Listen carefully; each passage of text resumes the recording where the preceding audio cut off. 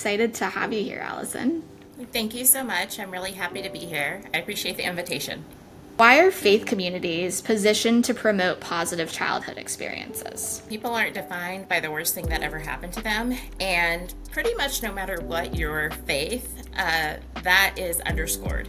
The idea that there's redemption, the idea that things happen to you, but that's not who you are, that there is something higher or someone higher who views you and loves you as, as a whole and wonderful and capable person. There is some research that shows that people take parenting advice from basically two places, and it's how they were raised and their faith community. And so faith communities have significant impact on families, on parenting, and there's very few institutions in our society that can follow someone from birth through death and over generations, right? When something goes wrong, people will go to their faith community. When something goes right and there's a joyous occasion, they go to their faith community. And so it is that kind of one institution that everyone, has this opportunity to participate in kind of equally. There are opportunities to engage personally as individuals. So you were the program manager for HOPE, which stands for Health Outcomes from Positive Experiences. Can you tell us more about the program and its mission? For years and years and years, we've talked about adverse childhood experiences and how that can be detrimental to development.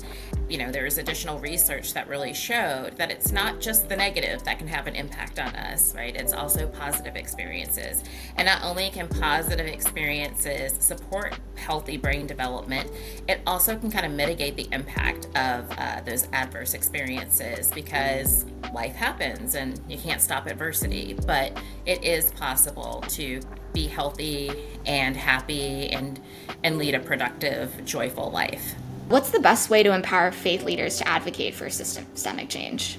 The best way is to just provide that interdisciplinary approach and to have a, really respectful and, equal exchange. That is something that's very challenging on the research side, right? Scientists tend to believe that they are the ones who are the experts. And it's really unfortunate because we all walk in with our own set of expertise. And if you can acknowledge that, then you can both bring that expertise together and have something really powerful and wonderful. And so that was the real kind of magic of this, is, having a team of researchers who we all just happen to, in our own personal lives and our own upbringing, several of us on the team, not everyone, happen to have those experiences in faith communities. What is one piece of advice you would give to other organizations that want to implement their initiatives in their communities that promote childhood health and well-being? The biggest thing is, again, flexibility. Having that ability to remain flexible and go, let's pivot, I think is really critically important, because people's needs change and environments change. And you think about where we are right now today as a country and flash back a year ago, life has changed and people's priorities have changed. But underneath it, there are still these basic institutions. There's still these basic fundamental problems that we know exist, particularly with systemic racism and systems alignment.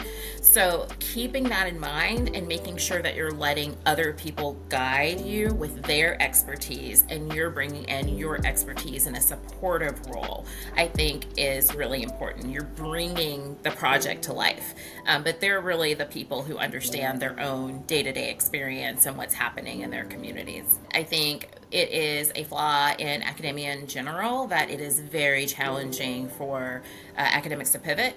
It is actually, I think, contradictory to the scientific process, which I think just personally, I think has some, major flaws, and we've all accepted that this is the way science is done and this is the way it has to be done. There are some steps here, and we all learn it for our third grade science fair projects, and nobody ever deviates from it. But the fact is that we have to be more nimble, more flexible, and that is highly uncomfortable for people who have been in academia, but also the kind of people that are attracted to academia. And I think that's not only for researchers, master's that's also in training. Amazing. Well, thank you. I just want to say thank you. This was such a warm, lovely conversation and a chance to kind of revisit some work that I think is really important.